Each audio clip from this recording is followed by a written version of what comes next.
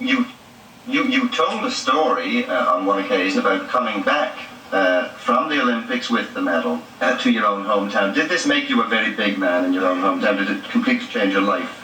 Well, like made me popular for a few days, and I wanted to do something good with it. So I went downtown, where at the time black people was marching to eat in the white restaurants, and they wanted rights to go where they wanted to. And so I said, I'll take this medal and I'll go downtown and I'll sit down in a restaurant. I got them on the spot now. And then I'll order something to eat. And I went down and I had my medal on and the lady was looking. And I said, I'd like a cheeseburger. She said, we don't serve Negroes. I said, I don't eat them either, just give me a cheeseburger. Muhammad, anyway, to be a Negro boy in the South. We say black now. All right, black. All right. Is it not the same thing? What? No, Negro. We are talking all people are named after country. Chinese are named after China. Cubans are named after Cuba.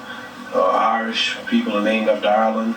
Indonesians are named after Indonesia. Japanese are named after Japan. Australians are named after Australia. But there's no country named Negroes. All right, then let me understand. I understand. Let me rephrase. What attracted you then to Islam in the first instance? The Muslim religion? Yeah. It's the true teachings of Elijah Muhammad right there in America. And the power structure, nobody will challenge him. And the history of ourselves, the history of our true religion, our nationality, our names. See, we don't have our names, I know how proud you all are, proud of your names. See, Chinese have names like Chang Chong, Lu Qian, this is Islamic teachings. Russians have names like Kosygin or Khrushchev. You have names like O'Connor or Grady or Kennedy. And Africans had names like Lumumba, Nkrumah. And Jews got names like Weinstein and Goldberg. And the Italians got names like Dundee and Benvenuti and But we have names like Grady and Clay and Hawkins and Smith and Jones and Johnson, and we are black. These are the same names. Yeah, so when I heard this, I knew it was the truth, it's history. So Muhammad Ali is a beautiful black name of our ancestors. So when I heard this, I just had to walk out of the church and Christianity because they never taught us our true knowledge. Then they told me how we were brainwashed in America. We see Jesus, he's white with blonde hair and blue eyes. We see the Lord's Supper, all white people. We see the angels in heaven, all white people. And we look at Miss Universe, a white woman, Miss America, a white woman, Miss World, a white woman. Even Tarzan, the king of the jungles in Africa, he was white.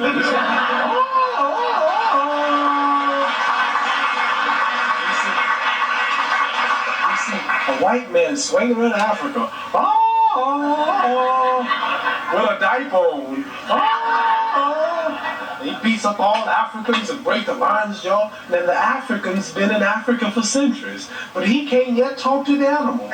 But Tarzan, all of a sudden, some goat raised him up and he can talk to the animals.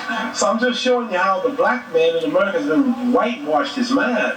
And then we look at the good cowboys, they rode the white horses, and the president lived in the White House. They got TV commercials, White House cigars, white swan soap, King white soap, white cloud tissue paper, white rain Harriers, white tornado flow wax, white plus toothpaste. The president lived in a White House, and the angel food cake was the white cake, but the devil food cake was the chocolate cake.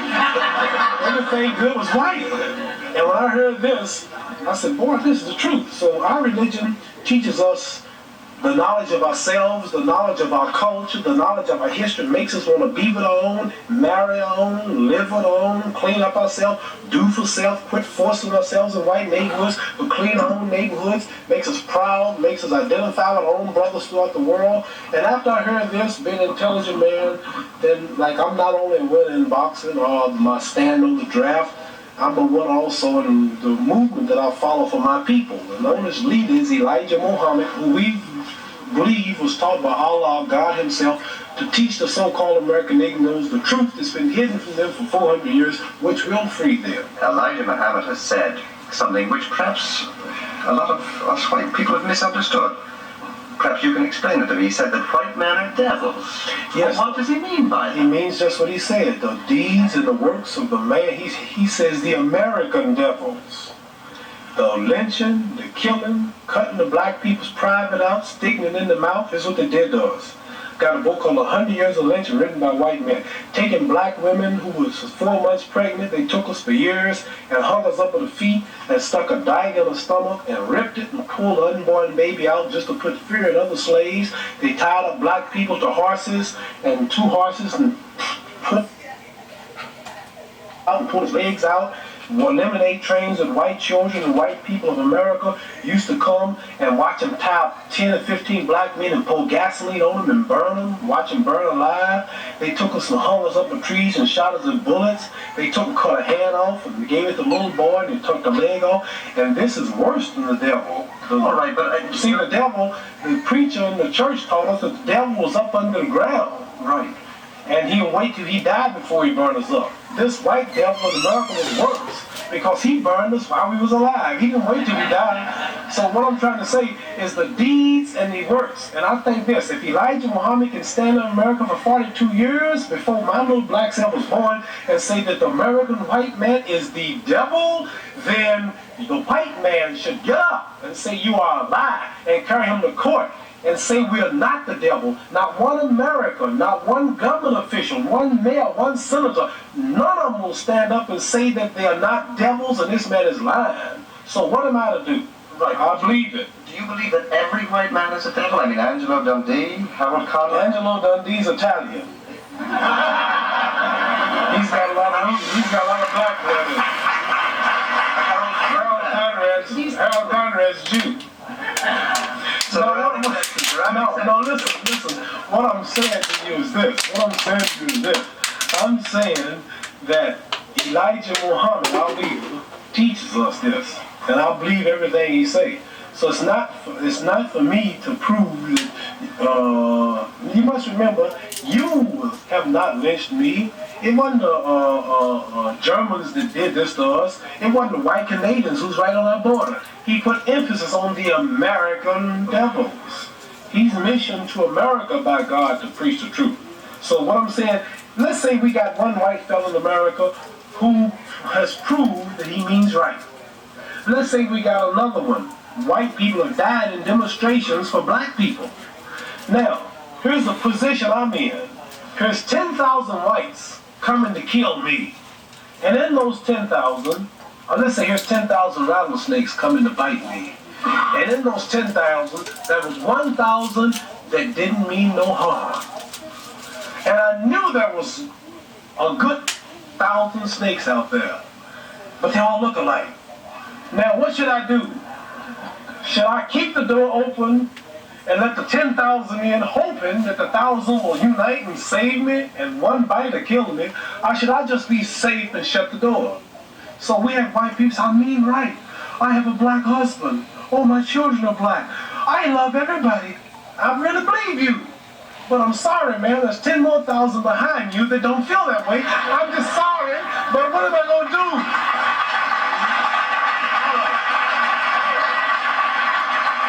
I like to say this, that I know, I'll bet my hand on my family's life now that there's some whites that mean right and sorry that they were from this race.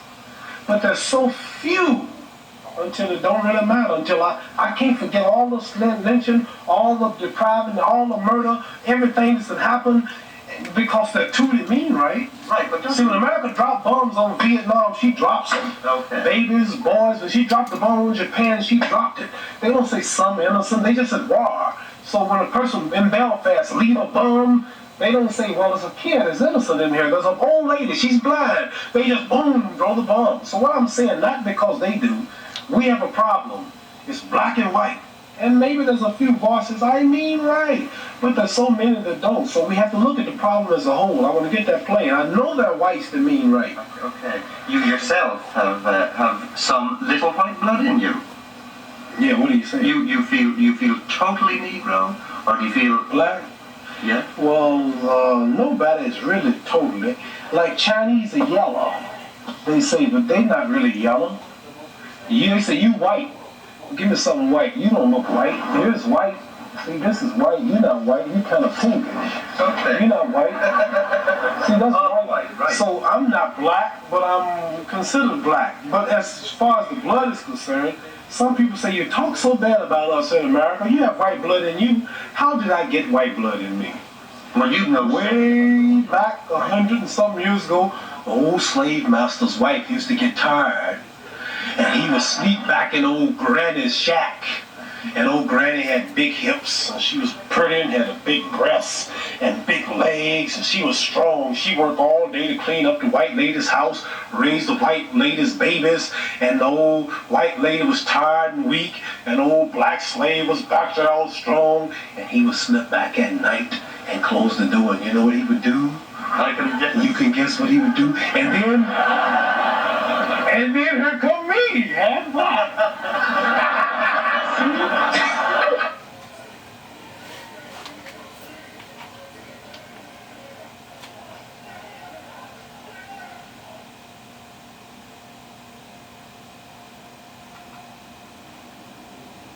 Right, Mohammed. Now, I've got lots more questions I'd like to ask you, but as you know, we have three colleagues here. We've David Susskind, Harry Corbett, and Shirley Conlon, and I know that they would like to ask you some questions. David, who is from your side of the Atlantic? Well, I don't know where to begin. You seem to be paying some kind of tribute to this chap. He is a convicted felon in the United States. He has broken its laws. He has been found guilty. Because of the great justice and system of jurisprudence we have, he is out on bail while superior courts ponder his fate. He will inevitably go to prison, as well he should. He is not funny. He's a disgrace to his country, his race, and what he laughingly describes as his profession. The Black Muslim group, the people of England who don't understand it, is a mob in America whose members' deepest dream and mission is a final Armageddon of the white race. Their ultimate hope is white genocide. That is preached by that fellow that he refers to so reverentially. They are not a religion, they're a gang.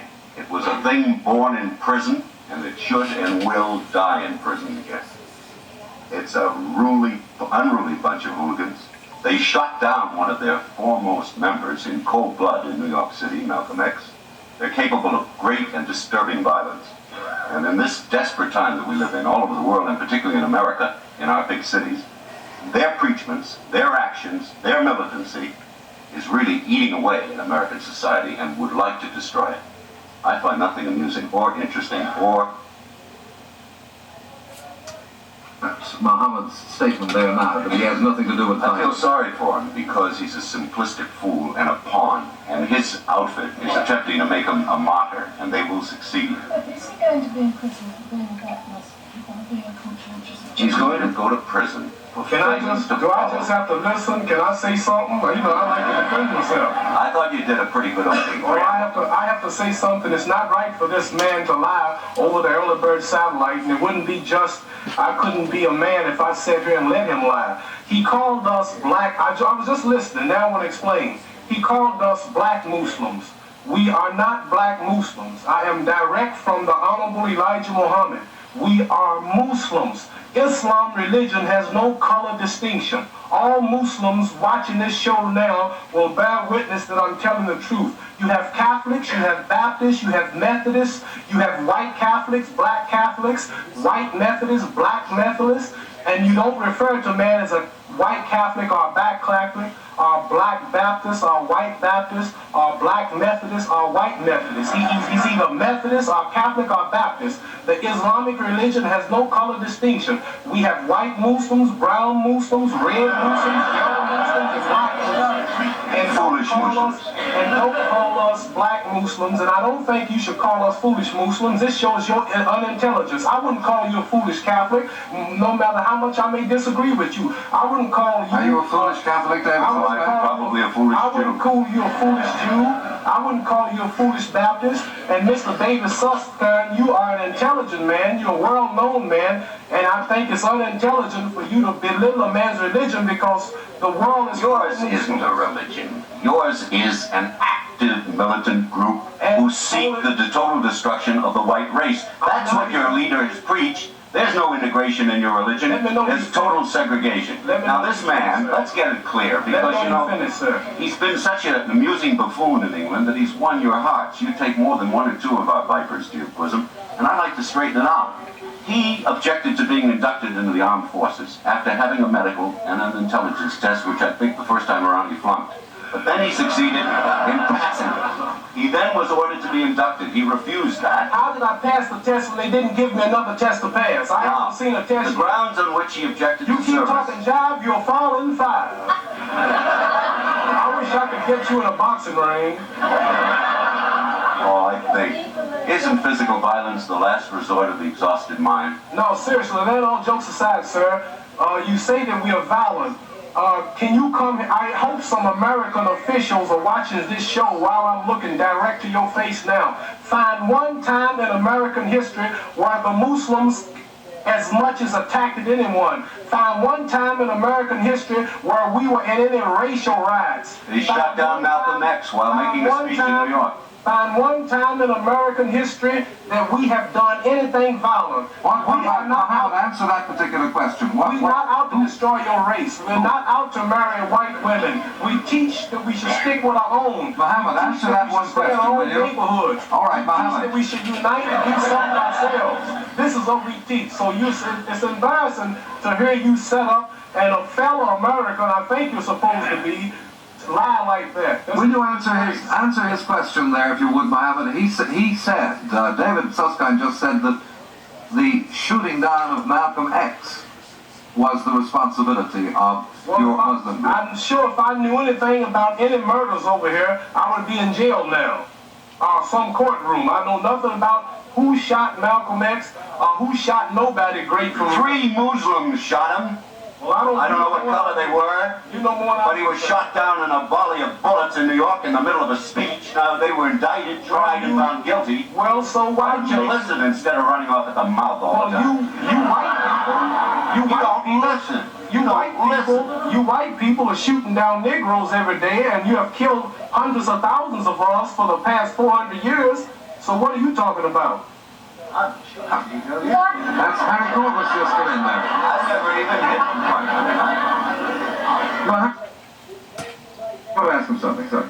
And if you wasn't so far away from me, you wouldn't be talking so bad. I just can't get over there to get you. Mohammed, I want you to say you don't Don't you know believe it's in a felony violence. for a fighter to strike a civilian? Don't you know that? When you don't learn that now, because I'll go right down in one fell swoop so that there can't be any confusion in the court about whether I struck you.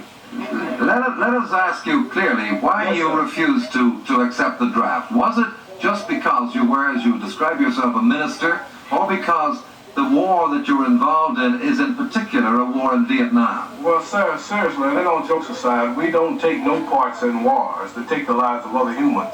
And this is a whole religious thing. I'm either crazy or sincere, because I've now turned down some $8,200,000 in movies, commercials, advertisements, heavyweight title fights, and it looks like I might spend 5 years in prison.